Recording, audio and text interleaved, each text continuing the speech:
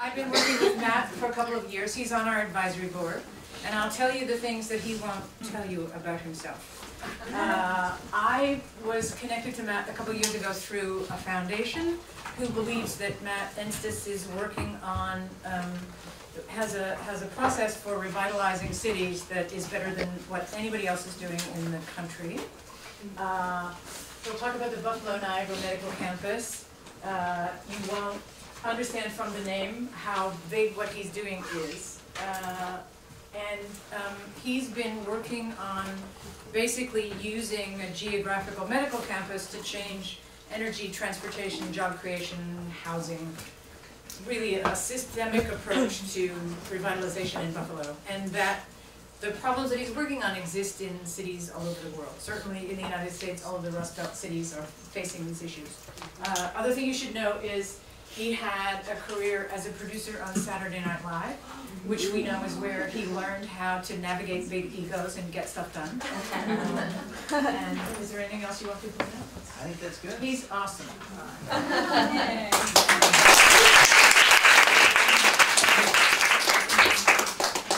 It's great to be here today. You know, I watched this kind of come together when Cheryl had the vision to create this.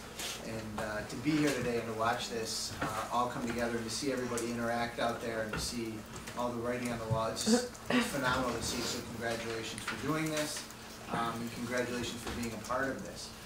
I'm a very informal individual, so any questions that you have, don't hesitate to raise your hand while I'm going through this to talk about it. Before I start, I want to put this into a little bit of a context. I said to Skylar, who I just met today, you want me to come here and talk and go over some things. And I said, what are some of the things that you all want to walk away with? And so I went through this presentation, and I walked away with a couple topics that I want to make sure that I found interesting that you were asking these questions. And I think as I go through this presentation, I deleted some of the ones that I think are irrelevant. But I want to make sure that I answer these and any other questions that you have. So the first one was, how do you take on complex problems, cut through the bullshit? Right? Yeah. What motivates me to work even when there's a lot of roadblocks? How do you lead people to change their minds on complex issues or where they don't want to go to? How do we apologize to the community when we unintentionally offend them? Social media, I can answer that right now. I won't even get into it in this presentation. I have no clue about social media, so I have no answers for you on that one. Ask Cheryl. Finding like minds. How do you overturn existing cultures? How do you work with fragile economic and political ecosystems? That's a really tough one. Profitable social ventures versus private capitalist ventures, and how to start and build teams with limited resources, and something that I find interesting, and I still haven't quite figured out how to talk about it in a way that it doesn't become overused, and that's failure, because there's a real positive to it, and we can talk a bit about that. So let me go through a couple slides. To give you context here, why it's called the Buffalo Niagara Medical Campus, it's where all the largest healthcare, research, and teaching institutions are in the city of Buffalo. It's a physical location. I run a nonprofit called the Buffalo Niagara Medical Campus, which Cheryl talked about. It's a horrible name for what we actually do, but for right now, that is our current name. And we're a consortium of the region's healthcare, premier healthcare systems. I normally would eliminate this slide, but why I think it's important for today is if you look at the top 9 organizations, those are all healthcare teaching research. The Fruit Belt neighborhood and the Allentown neighborhood are 2 surrounding neighborhoods. And what we did was when we started our medical campus, let me step back for a second. This medical campus has been around for over 100 years. What we did that was different was that we brought them all together and got them communicating with one another. They, in most cases, some of these issues here, they hated one another, they didn't talk with one another, and they competed very seriously to try to take out the other person. So that's what you had on the top entities. What we decided was that when you take all these great economic drivers, these people that create jobs, you've got to make sure that the community around it is starting to thrive and to build. And so we figured the only way to do that was to put representation of those neighborhoods in the middle of these big institutions. And then down at the bottom, you get the elected officials engaged. We did what everybody does. You develop a mission statement, a vision. So you know the part of when you do start your own business, it's critical that you do go through this. Sometimes, you know, I float over this and don't pay much attention to it, but it did take the time of getting all the stakeholders in a room and thinking this through so you have a general guiding way. And then the other thing that's really important, and you know, I mentioned earlier that I was informal, I was in the entertainment industry, and we didn't do stuff like this. Like, we didn't step back for a second and put out, you know, what do we want to be and how do we want to operate? We never put that down on a piece of paper. It was more of your gut and how you go on things. I'm a big advocate of going with your gut on things because 9 times out of 10 it's usually right. But having these principles and thinking through, this helps you as you go through processes, as you work through, in our case, with communities and institutions that at the early stages didn't get along and still don't get along on certain issues. So let me take you back. We started this in 2002, and what we did was we hired a firm out of Cambridge, Chan Krieger and Association, to build a master plan, what everybody does in big urban developments. It was very basic. It was build out, make it feel like a campus, so design has a critical role in how this all comes together, how people interact with one another. And then the last one was build out some research space. And so you ask, I bring this slide in here to show you the scale of what I'm talking about right now. So on our campus, when we started this in 2002, we had 4.5 million square feet. Right now, we're at about 7 million square feet, and we're under construction with a bunch of projects right now that'll get us up to 9 million square feet of physical buildings. So the design of how this all comes together is critical. And the people aspect, right? Buildings are nice, but it's people that drive economies, it's people that drive the world we live in today. And so from an employee base, we're going to be up to 17,000 by the end of 2016. Capital investment on the campus, you can see that right there. From when we started in 2002 till the end of 16, we'll have done $1.4 billion worth of projects on our campus. I want to talk about this next slide for a second because this talks about our little organization. Our organization had $0. We had no resources when we started, and that was one of the kind of common questions that people had here was, what do you do? How do you start something up? And a lot of times you sit there and you look at each other and say, what are we trying to accomplish? And you have to keep your eye on that, what are we trying to accomplish here? But one of the big aspects, and I'm going to go through this quickly and we can come back to this, we're a not-for-profit. I run a not-for-profit that owns 8 for-profit companies. And some people in the not-for-profit world, I give talks to not-for-profit organizations, and what I say to them is you're a for-profit business. But at the end of the day, what your difference is you generate revenue and you generate surpluses and you put that back to do social good. Without profit, you can't do any of this stuff. And so again, coming from the entertainment world, again, budgets didn't matter. It was about how do you just get things done and look really cool and make things really cool, right? So where this went to is that's been my mindset. I was an English major. I wasn't a business person. But I started to realize without money I can't do things. Money's not what drives you, it's what enables you to do the mission of what you want to accomplish here. So our organization right now, by the end of 2017, will be up to about $125 million in assets that generate revenue to allow us to fulfill our mission. So then what happened once we got all those institutions developing a master plan, getting on the same page, we built out 3 buildings, that silver building and those 2 white buildings to the right. It was 400,000 square feet of brand new research space, but it was a $200 million project. Now again, these are 3 organizations that didn't normally work together with one another, and one of the common questions was, well, how do you get them in a room? Well, what you do, or how do you keep them in a room? I think that's the bigger thing. I was just talking, I've had 2 chairs of our board since our existence. And how I described the first one was he was an individual who, when everything looked bleak, no one wanted to work on this and to continue this move forward, he really figured out a way to continue to bring people back to the table. And that's a very difficult skill set of just continuing to bring them around the table, because, you know, everybody doesn't see eye to eye all the time. And in this situation, they didn't for a lot. And, you know, Cheryl has really helped me with a lot of communication stuff. And she came and spent some time with us probably about 3 years ago is when we started this. And one of the things that she took away from just listening to myself and our team talk about things was a quote that when we started to talk about this idea with that individual chair, I went around and I met with all the business leaders. I said, this is what we're thinking about doing. Developing a medical campus, getting people to coordinate and work together, get on the same page, and it's going to be great for Buffalo, New York. And everybody would say, you know, we tried to do this in the 80s and it didn't work. Good luck, it's never going to happen. And that was a common phrase that we heard over and over, and we could have done, and this was another question you had, that let's just give up, let's just stop doing this. But the reality was we believed in what we were talking about. We believed in where we wanted to take this, and we just kept going.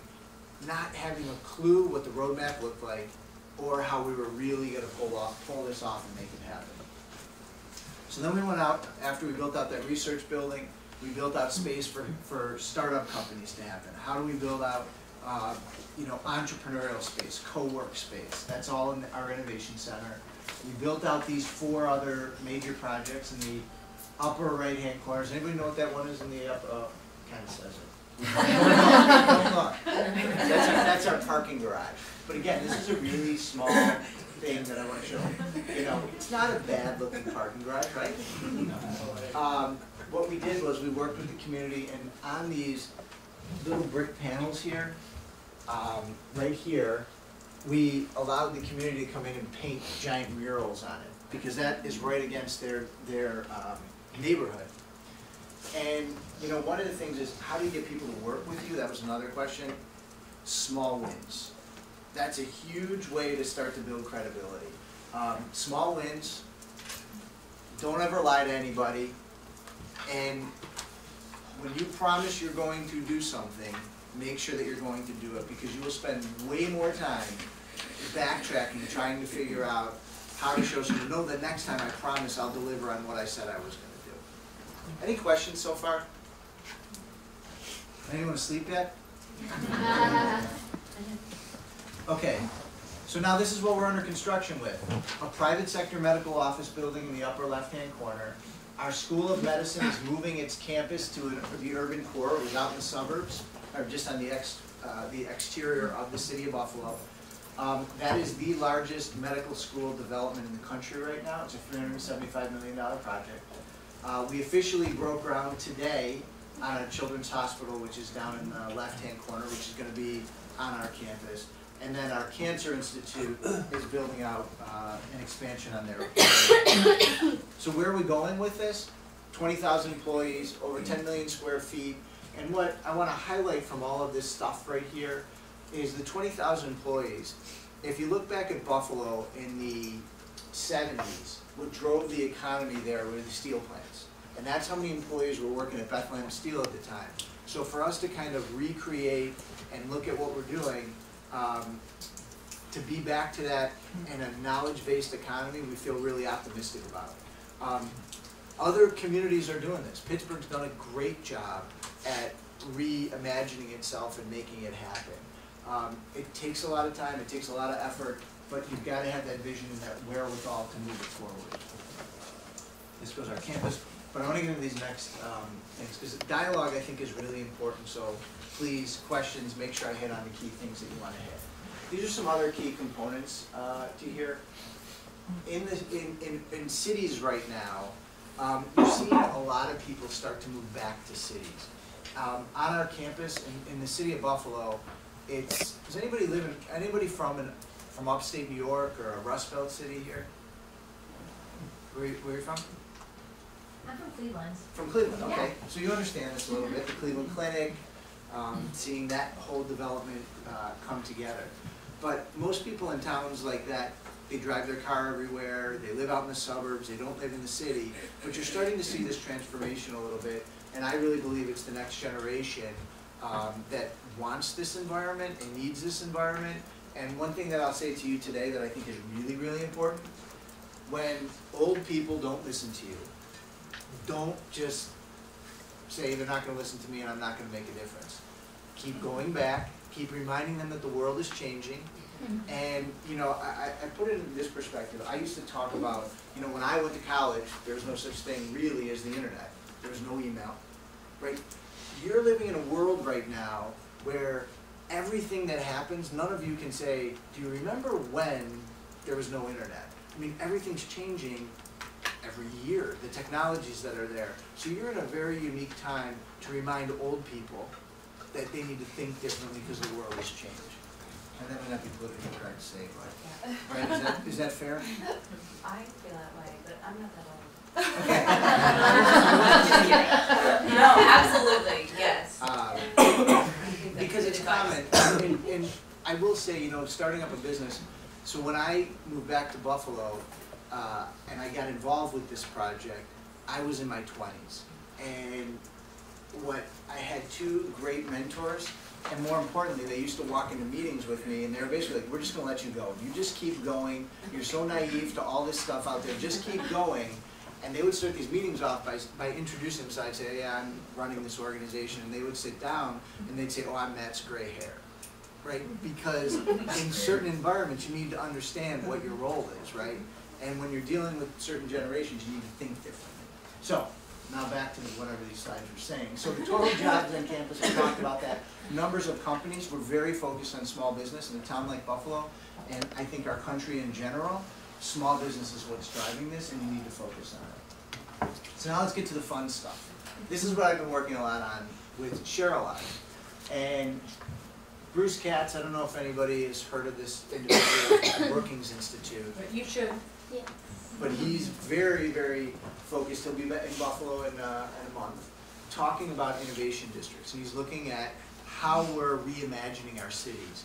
And what we're trying to do, and I forgot to say this at the beginning, when I give presentations to people in the economic development world, what I say to them is, we don't do healthcare, we don't do teaching, we don't do research. What I focus on is because all that stuff is happening in a clustered area, I want to make sure that that is leveraged and it's making sure that the opportunities that spin off because of that are bettering communities. And that's what we do. So how do we operate? This goes back to the business that I talked about earlier. We're a social enterprise. We basically improve our environment, we make investments, we build up our asset value, we take all the net surpluses and we reinvest it back into what we're doing to better our community and to work on projects. But the line of what we are, we're an asset-based social enterprise that generates revenue to fulfill our mission. How do people feel about that? Generating revenue. Is that okay in social? Yes. Okay. Because a lot of the not-for-profit, there's a bunch of not-for-profits that I work with that really struggle with that, saying, well, if I'm making money, I must be doing something wrong. It sounds like you all get this, so thumbs up, I won't talk anymore about that. Next slide. This is what we're all about, and this is where someday I will come here and we'll have a big party celebrating that we changed our name to Mutual City. Right now, how I talk about this is that Mutual City is the philosophy of how we operate. And this really came about, it doesn't jump at you at first, it kind of hits you, but think about it over the next few days and tell Cheryl what you think about it. Because when Cheryl first showed me this name and said, this is really what you do and what you're about, it hit me at first and I was like, Mutual of Omaha, an insurance company, I don't quite get this. But then the reality was, when we make decisions as the anchor, we make sure that there's mutual benefit going to our community. And this is where you hit on it, and I'm going to go through all these different components. And the dynamic that we're trying to change is, most anchors, most university, most major economic drivers in communities, they focus on very small niches. They don't understand the impact that they have. Can you just explain what an anchor institution is? Oh, yeah. So anchor institutions have multiple different definitions, but at the core, if you think about what we are, we have 9 research major institutions and universities that are located in an area. And because of the 17,000 jobs that we're creating, that's going to generate a whole bunch more jobs in a community. And so you're looking at how do I leverage that investment by these anchors to create a better environment for communities. Because far too often we build little campuses that don't interact with the community at large. And what we're trying to do is say that's got to change.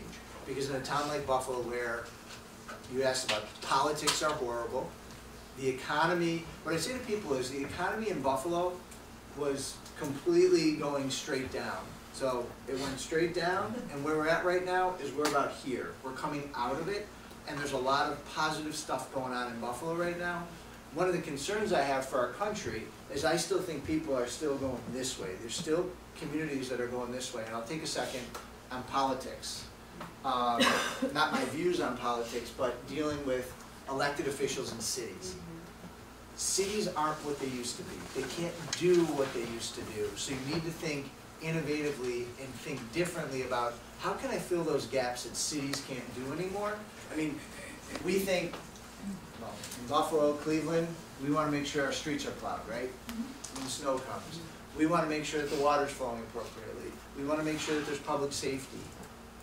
Cities used to have discretionary dollars where they could go out and do all this stuff. They don't anymore.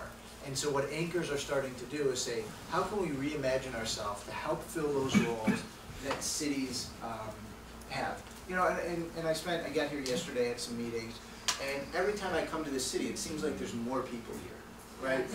More diverse people here. Yes. And that's the beauty of this city right here. Not every city is like that, but it's the big thing that I like about, again, being from Buffalo, I never thought I was going to leave Buffalo, New York. I thought I'd be there forever, and when I came to New York, it just opened up my eyes to so many different things. And how many people are from New York City? That's great. I mean, so you've had experiences here, you understand it. But all the other people that are here who are not from this city, take these 2 years and embrace it. And look at all the different opportunities that are there. And I want to talk about that at the end of, there's a gazillion ideas. And I have people come back from a city like New York City and say, this is what we should do in Buffalo. That's a really easy statement to make. You have to really think about, how can I take those great things that I'm seeing and implementing it in the right way. So that's Anchor, that's these things, but I'm going to touch base on all of these. So energy. Have all these big buildings, you saw the growth that we're talking about. Energy is one of the critical infrastructure needs that we have on our campus. So what we've decided to do was we formed a partnership with the utility, and that partnership is coming up with new ways of delivering energy.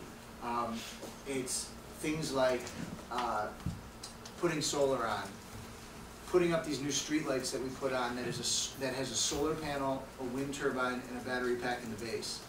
Meaning it's 100% off the grid. It's the next generation of streetlight, and we're testing all that stuff out. 8 years ago, we put in 21 electric vehicle charging stations. And I'm going to take something that you're going to run into. You asked about political, you asked about roadblocks. We went and we put those in, and we started installing them, and an inspector who happened to be driving by, and he came by and he said, what the hell are you guys doing? And so we're putting in these electric vehicle charging stations. And he says, well, it's not in my book. It doesn't say you can do this. And I said, well, it doesn't say in the book I can't do it.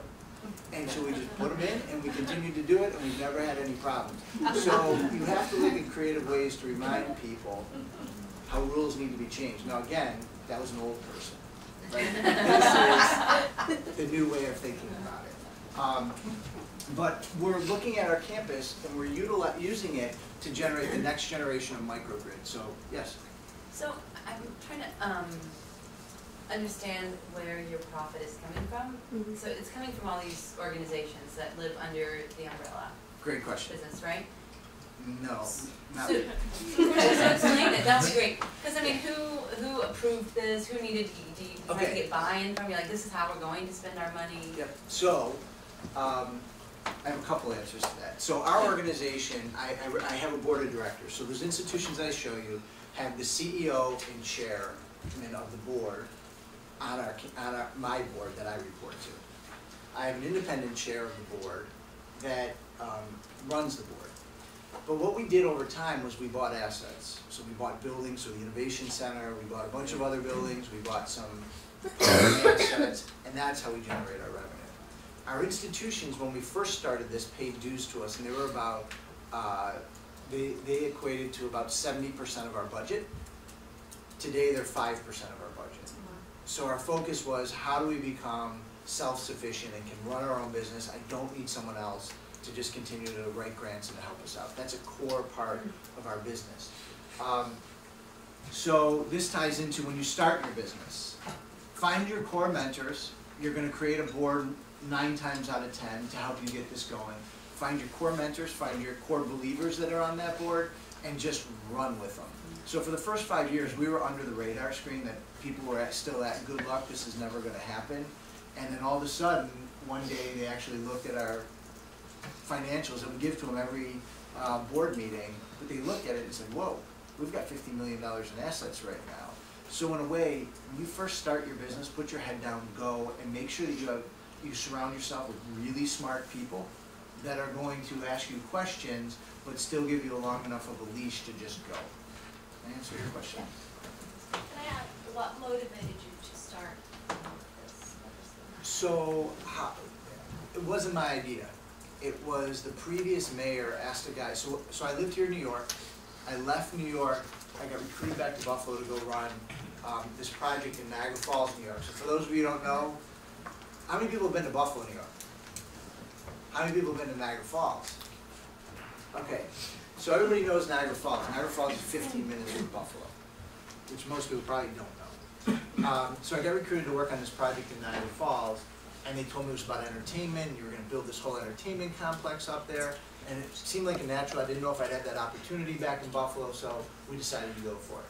Well, 8 months into it, I realized it was all about casino gaming, and I have nothing against casino gaming, but it's not what I'm interested in. So I left there, and the CEO of the company, it was really the owners that were pushing this casino game without telling the CEO. So he left. The previous mayor in the city of Buffalo said, why don't we have a medical campus in Buffalo? And when he asked that question, he asked this guy to head it up. He asked me. About 3 to 4 months into it, the guy who was originally running this thing decided he was going to move to Atlanta, so I happened to be standing there.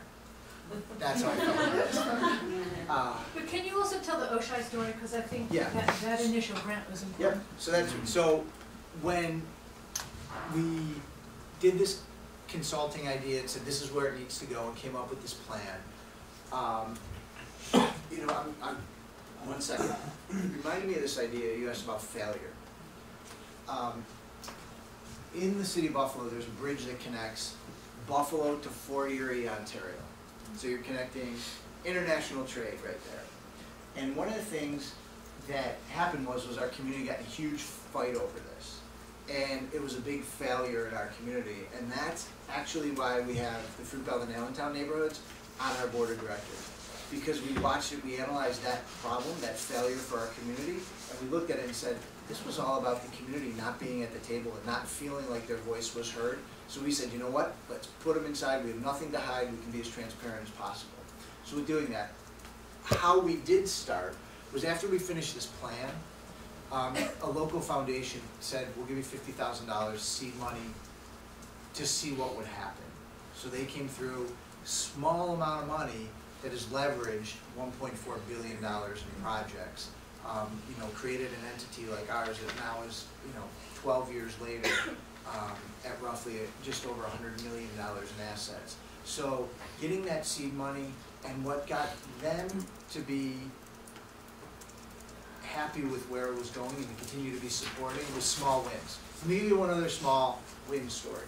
So we had no money. You asked, one of your questions is, what do you do when you have no money? I think of it like this. My analogy is in entertainment. Do you guys remember?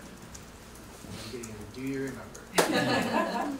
David Letterman versus Leno, that whole kind of thing. And more importantly, when David Letterman first started, he was this young guy under Johnny Carson, and he came up with this thing, and he said, I believe David Letterman was at his best in his early days because he didn't have a lot of money in front of him to do whatever he wanted, so he got crazy and he did these wild things.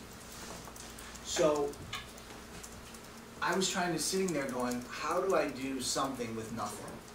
And so my brother happened to be home from college at the time, and I had this idea of branding, and I said, go around and paint every fire hydrant on the campus blue, because that was our color. So he ran around and painted it, and he got basically done with all of it. It took him like a long time. But he gets done, and finally the guy pulls up to him and says, what are you doing? He says, I'm painting the fire hydrants. They said, who told you to do this? He said, oh, it was Matt Enstice did. He said, what the hell is Matt Enstice? It's my brother. And so the guy's like, look at him, he ended up being a fire commissioner. So he was really pissed off.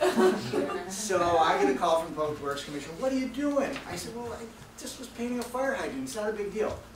My point is, those fire hydrants today, so they came back and they painted them all red again. The top of the fire hydrants are all blue now.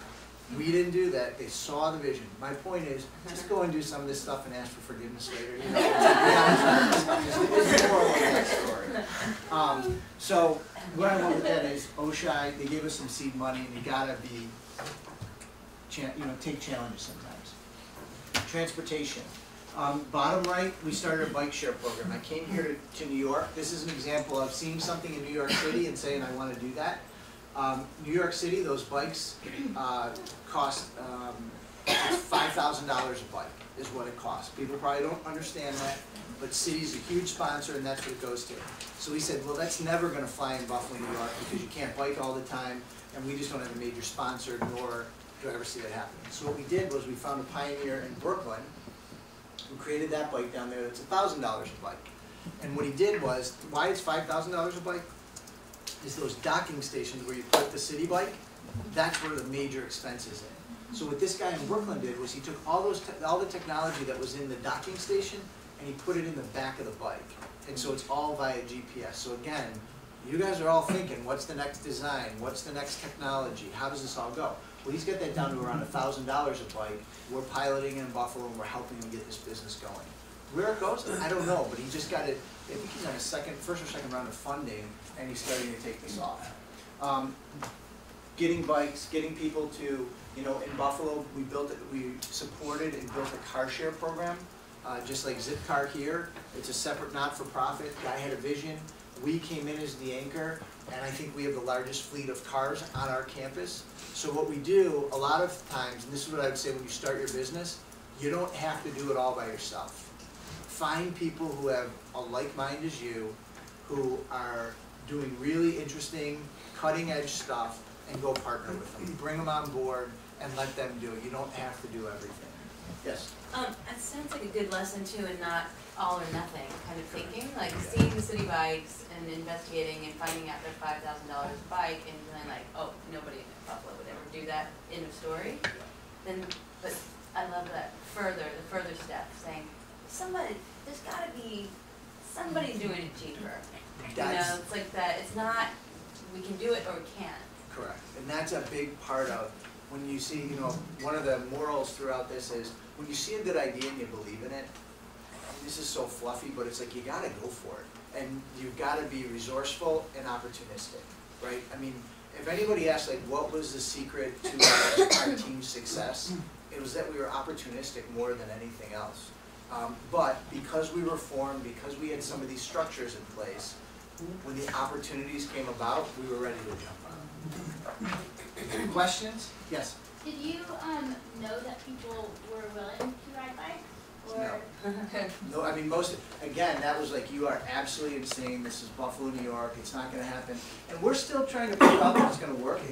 We're in our second year of doing this, and we see people start to grow. But we partnered with a group called Go Bike Buffalo, right?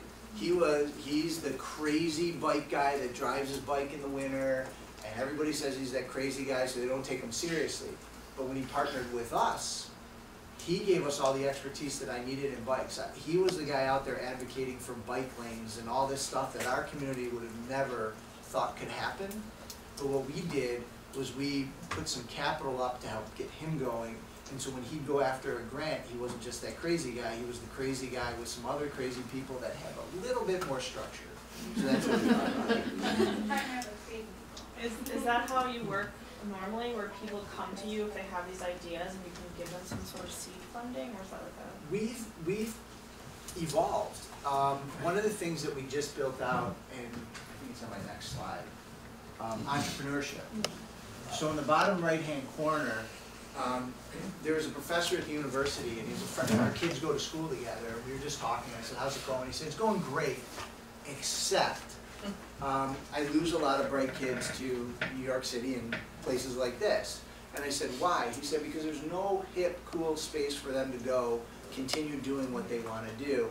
Really, and they're really coming from a design perspective." And so I said, "Okay, here's 6,000 square feet of just open warehouse. Design it, I'll build it." And so that's what we did, and this thing has taken off. So what has started to happen is people are looking to us for things that we don't necessarily do, but what we have the ability to do is connect them to the right people because we've created this ecosystem around entrepreneurship. I don't know if I'm answering. Yeah, that's good. Was there another question? Yes. I know you already addressed this, but I still don't understand.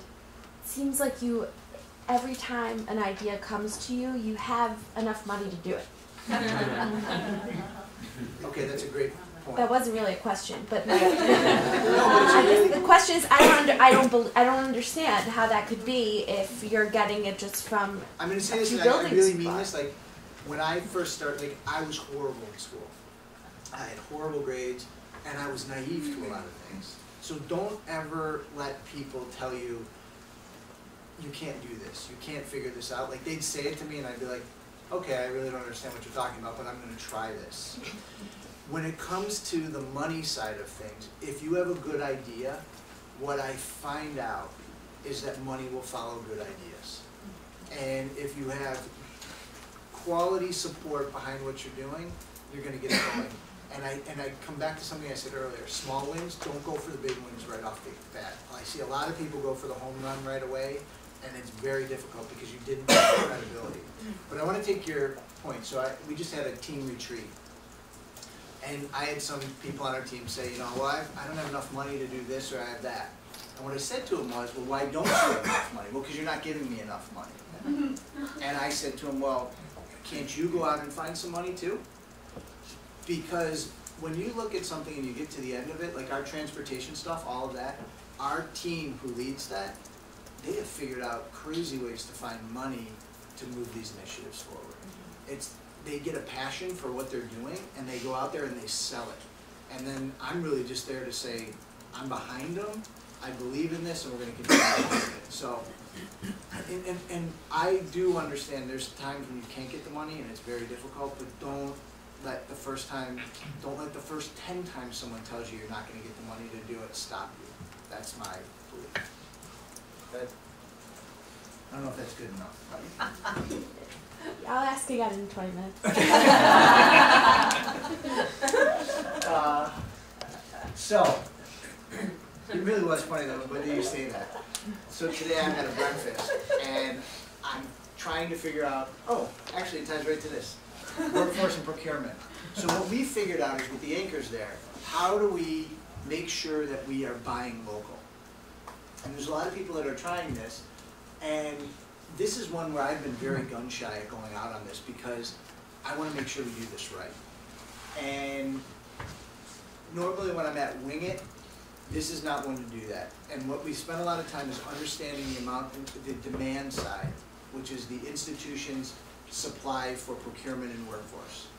What I don't understand is the supply side. So if I said in Buffalo, I am going to buy 50% local, I don't know if there's a supply system in place that can do that. So this is just workforce procurement, whatever it is. It could be buying watches, it could be our purchasing power that we have on our campus. How do we leverage that is really what's at the core. So I need to figure out what's the supply side, what's the community look like to support all our potential purchasing power. So I needed $150,000, and I was at breakfast with someone. And they said to me, fine, I'll put 50 grand in if you put 50 grand in. So I was like, okay, I'll figure out 50 grand. And they're like, well, we still need 50 grand more. I was like, I know a guy that is interested in this, and I'll bring him in, and he's gonna put 50 grand in. So I've already got 100 grand of the 150 grand that I need, and you just keep going and selling. You're gonna be told 10 times, no, not in, not interested, not interested, you're gonna eventually find someone on things like that. So get the small dollars first and then leverage it. Wait, So, sorry, I was thinking, you could change the slide. no, So can you talk about the canvas, the 1 mile radius to learn about Okay. job and transportation needs? yes, so, we did a horrible job, we're still not doing a great job, but we did a horrible job at connecting people to jobs, right? We have a bad track record at it, not because we don't want to, but because we don't have a clue how to do it, right? Our institutions are good at delivering healthcare and teaching and research. And so I get all the people in the community saying, give them jobs, there's jobs there, you need to figure this out.